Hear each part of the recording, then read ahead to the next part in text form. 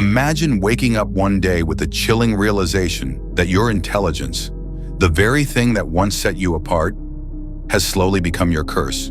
That the more you understand, the more isolated you feel.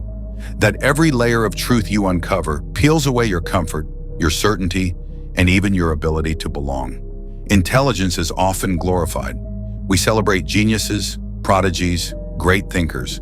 But what we never talk about is the weight, the crushing, silent burden of being able to see through the illusions that others still find comfort in. Think about it. When was the last time you truly felt understood?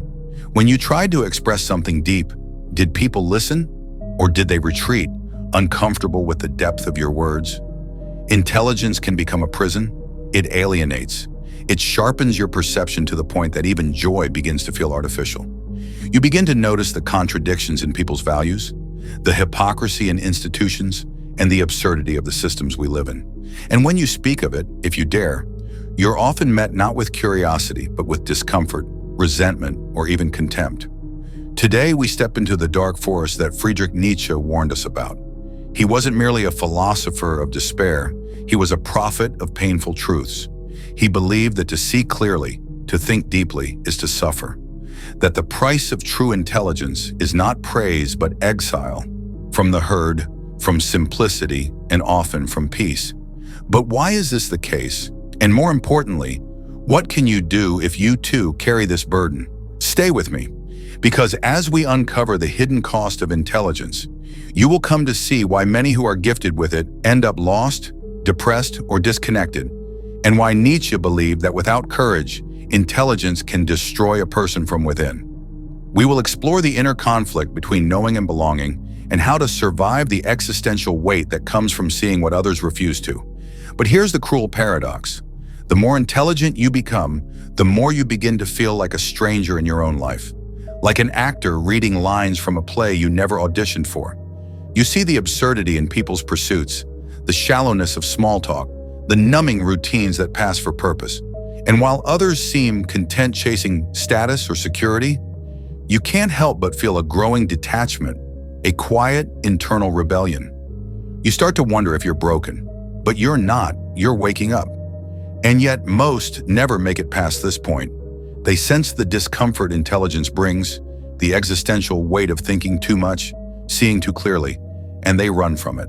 They dull their awareness with distractions, with busyness, with anything that keeps them from confronting the silence of their own mind.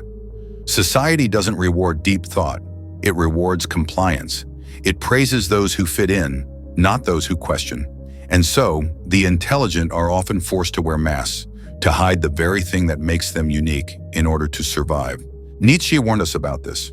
He saw how society conditions us to conform, to obey, to dull the sharp edges of our individuality. From childhood, we're handed scripts, what to value, who to be, how to think. We're told that success is achievement, that happiness is comfort, that truth is what authority says it is. And if we're smart, we learn to play along. But that's the tragedy. The smarter you are, the more convincingly you can pretend, the better you can fake it, until one day you realize you betrayed yourself. And here's where it gets darker. The pain of intelligence doesn't just come from seeing through others, it comes from seeing through yourself. You begin to notice the lies you've told to keep going, the beliefs you've inherited without question, the dreams that aren't really yours. You see how you've constructed a persona, just like Jung described, a socially acceptable mask that hides the chaos within. And behind that mask lies the shadow, all the fears, instincts, and truths you've pushed into the dark. The deeper your mind, the deeper your shadow. So the question becomes, how do you live with it? How do you carry the burden of a mind that won't stop dissecting reality, when reality itself is built on illusion? Nietzsche didn't offer comforting answers.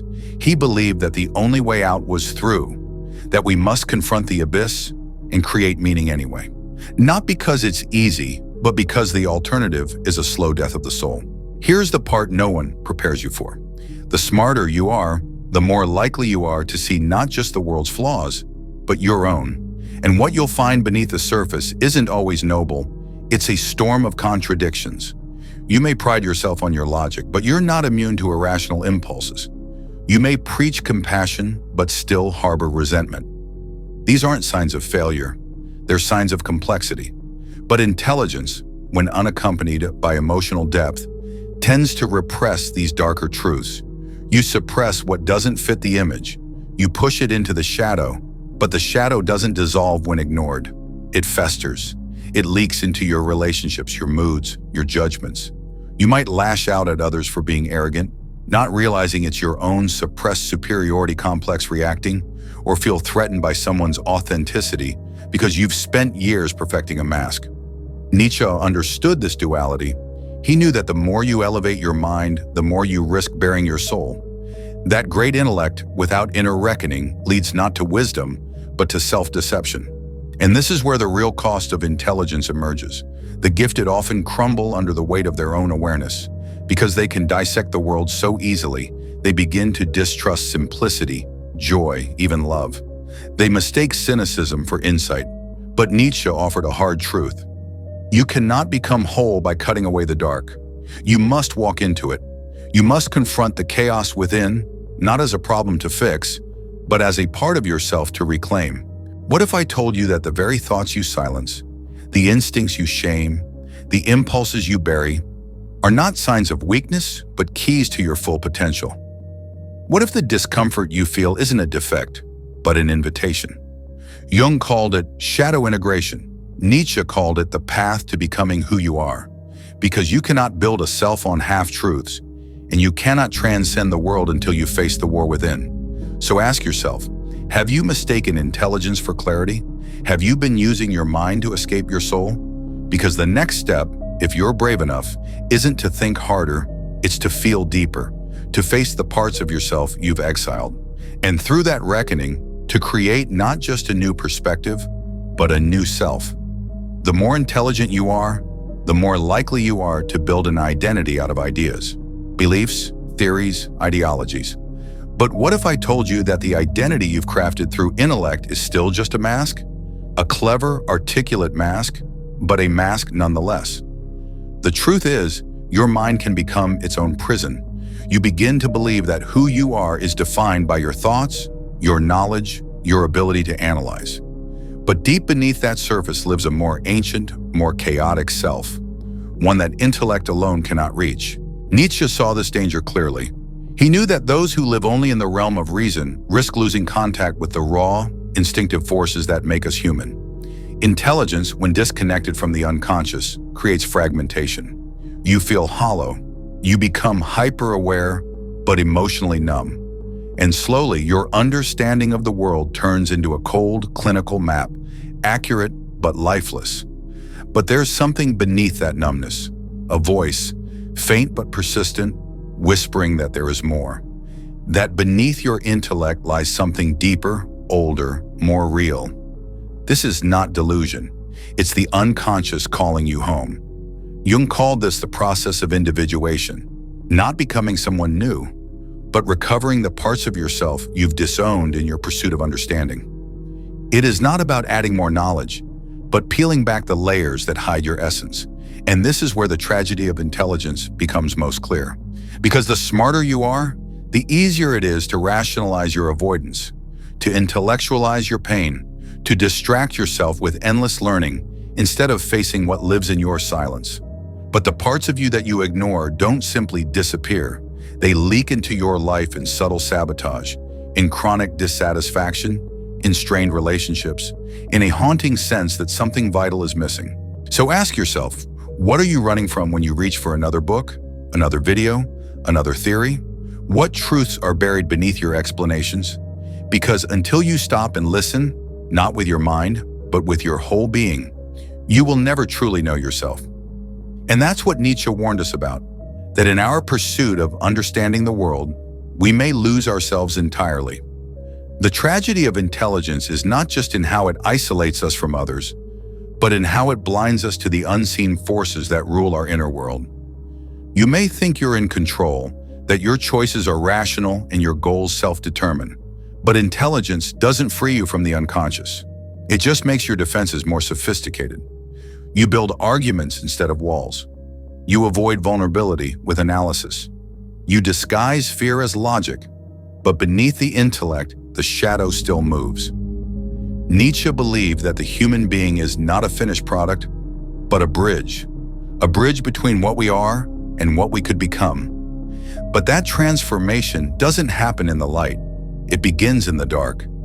The fears you've rationalized away, the fear of judgment, of rejection, of being truly seen, they're not just feelings. They are messengers, echoes from the past, wounds wrapped in thought. And until you turn toward them, they will keep writing your story without your consent. Take something as simple as the fear of rejection. On the surface, it looks like a social fear, a discomfort. But dig deeper, and you'll often find a much older pain, a time you were made to feel invisible, unworthy, unacceptable. Nietzsche would say that this pain, this buried memory, becomes a ghost that haunts your will to power. It makes you small. It convinces you to play a part that isn't yours. And the longer you ignore it, the stronger its grip becomes. But here's the paradox. The moment you face it, really face it, it begins to dissolve. You start to see that you are not your wounds, but the one who survived them. You realize that intelligence is not just about dissecting the world, but about integrating yourself. And that the parts of you once hid, the fears, the longings, the raw truths, are not weaknesses. They are keys to becoming whole. This is what Nietzsche meant when he spoke of becoming who you are. Not a return to comfort, but a courageous rebirth. Not the adoption of ideals, but the shedding of illusions. And that journey begins not with answers, but with symbols, with dreams, with images and impulses that bypass the mind and speak in the language of the soul. Like Jung, Nietzsche understood that art, introspection, and raw expression are not luxuries. They are survival tools. They allow the unconscious to speak, to guide, to heal. So the question becomes, will you continue to live from the surface, clever, safe, incomplete? Or will you dare to descend into the depths, to listen to what your mind has tried to silence and emerge transformed? The more intelligent you are, the more you risk becoming divided within yourself, fragmented by thought, split by insight, overwhelmed by awareness. You begin to live in abstractions, analyzing life rather than living it. But Nietzsche warned us, insight without integration leads not to freedom, but to madness. And this is the true danger, the tragic price of intelligence. Because within the mind of the intelligent person are ancient forces, archetypes, powerful patterns that shape not only how you think, but who you become. Carl Jung called them the blueprints of the psyche, passed down from generation to generation, embedded in what he called the collective unconscious. They are older than your culture, older than your language. They are myth-made flesh, symbols living inside of you. You've met them, even if you didn't realize it. The hero, the victim, the trickster, the shadow. These are not just characters in stories. They are energies within your own mind. The hero drives your ambition. The shadow hides your fear. The anima and animus balance your inner world, holding the keys to your emotional and intuitive depths. But here's the tragedy. Most intelligent people think they're beyond myth. They believe that logic has replaced the gods, that reason has buried the irrational. But the unconscious does not care what you believe. It only waits. And when it is ignored, it retaliates through depression, anxiety, inner conflict. You think you're failing because you're not smart enough, but you're suffering because you're not whole. Intelligence becomes a burden when it's cut off from the very soul it was meant to serve. Take the archetype of the hero. It's seductive. It whispers of greatness, of achievement, of being more. But every hero must confront the shadow, and this battle doesn't happen out there. It happens in here, in the places you hide from yourself, in the pain you won't acknowledge, in the memories you rewrite to survive. Intelligence can map the world, but only courage can confront the self. Nietzsche didn't want you to suppress your darkness. He wanted you to own it, because buried within your flaws are your fiercest gifts. The overthinker carries depth. The self-doubter carries humility. The emotionally detached carry extraordinary discipline. But until you stop seeing these traits as problems and start seeing them as parts, you will remain incomplete. This is what individuation demands: the full confrontation with yourself, masculine and feminine, light and shadow, reason and instinct. You cannot think your way to wholeness. You must descend into the pain, into the confusion, into the unknown. Only then can you rise. And that, Nietzsche believed, is how you become what you are. The greatest illusion intelligence ever created is the illusion of self. And here lies Nietzsche's darkest, most misunderstood warning. Not about evil or immorality, but about the tragic consequences of knowing too much too soon, of seeing reality too clearly before you are ready to carry its weight. Because what happens when you realize that the you you've always believed in never really existed? We've talked about masks, shadows, archetypes, how our minds are shaped by invisible forces. But there is one illusion more insidious than all the rest. The illusion that there is a stable, consistent you at the center of all this, a permanent observer, a thinker behind the thoughts. But what if that sense of self is just the final defense of the ego, the last trick it plays to preserve the illusion of control? Nietzsche and Jung both saw through it. They saw that the self, the ego, is not the master but the servant. It is a storyteller, constantly weaving narratives to make sense of a reality that is far more chaotic, fluid, and unknowable than we want to admit. The ego tells you, "This is who I am," but intelligence whispers back, "Who is saying that?" The truth is deeply unsettling. The more you see, the less certain you become. The more you understand, the more you dissolve. And this is the tragic price of intelligence. Not just the burden of awareness, but the collapse of identity itself. You begin to realize that every belief you've held, every value you've clung to, even your personality traits, were all shaped by a complex dance of genetics, trauma, culture, and chance. You start to question not only your choices, but the very chooser. And what's left when that collapses? Freedom. Because when the ego falls away, what emerges is not emptiness, but a deeper self. Jung called this the self with a capital S, not the persona, not the mask, but the full totality of who you are. The conscious and the unconscious, the light and the shadow, the past and the potential. It is not who you've been told you are. It is who you've always been becoming. Nietzsche called this becoming the Übermensch, not a superior human in the arrogant sense, but one who has transcended the false self, broken free from inherited values, and created meaning from within. Not despite their suffering, but because of it. And so the paradox becomes clear. True intelligence does not lead to answers. It leads to annihilation, of falsehoods, of illusions, of borrowed selves. And from that destruction, something strange and beautiful begins to rise.